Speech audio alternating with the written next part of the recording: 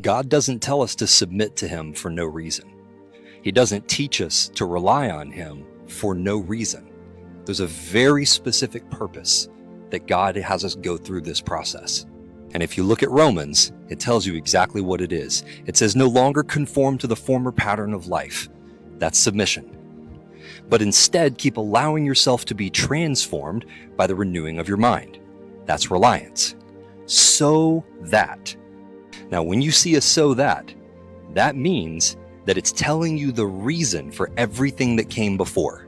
It's telling you that all that work, all that struggle had a purpose. It wasn't for nothing. It says so that you will be able to discern the will of God, but not just discern it, because it's not just enough to know what God's will is. No, there's a deeper aim. There's a deeper objective, so that you will be able to discern the will of God and agree with him that it is good, satisfying, and able to succeed. You see, the whole goal of faith, the purpose of faith, what is God trying to accomplish by faith, is to bring us to a place where we can actually agree with him about what he's trying to accomplish. But to agree with him, we have to be able to understand him. And we cannot understand him with a natural mind, because the limits of the natural mind prevent us from seeing from a spiritual perspective. And if you can't see from a spiritual perspective, you cannot understand matters that are outside of time. You cannot understand matters that are outside of what you can see with your own eyes or hear with your own ears. Only by the Spirit that we are able to escape this mental prison and begin to see the world as it truly is.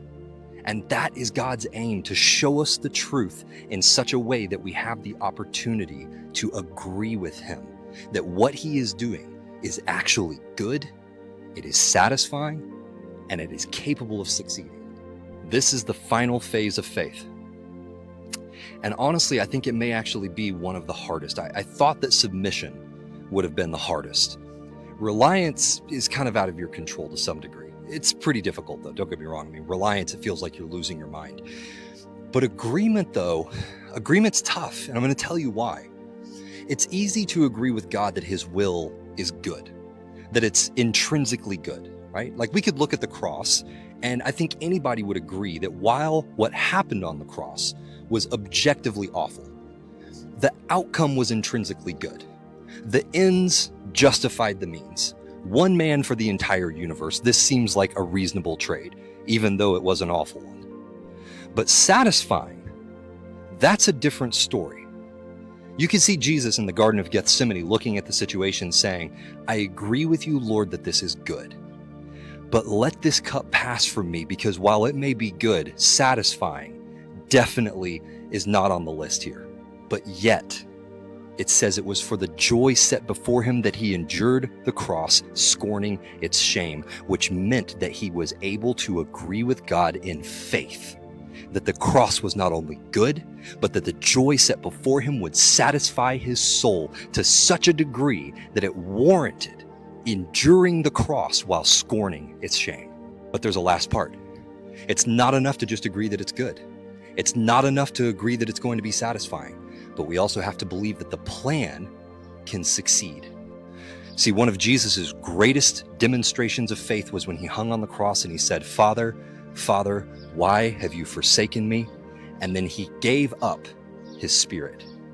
That act of giving up his spirit was an act of faith, demonstrating that he was absolutely certain in faith that God's plan was able to succeed.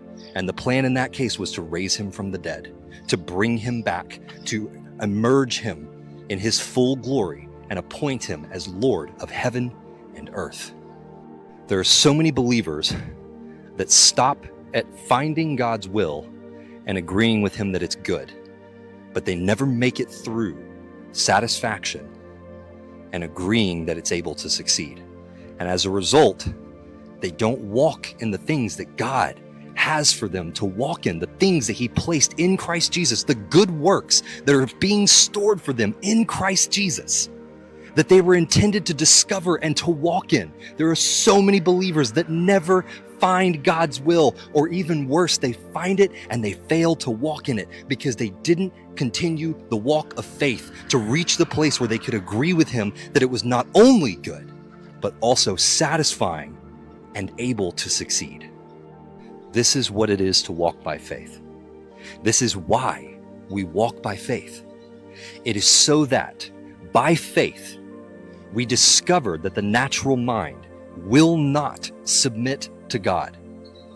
And so we learn to rely on him to transform our natural mind into a new state that is capable of understanding and perceiving the will of God. And then we continue to walk with him day by day, step by step, as he builds our faith to be capable of agreeing with him that the will that he has revealed to us is good, satisfying, and able to succeed. And that is the map to faith.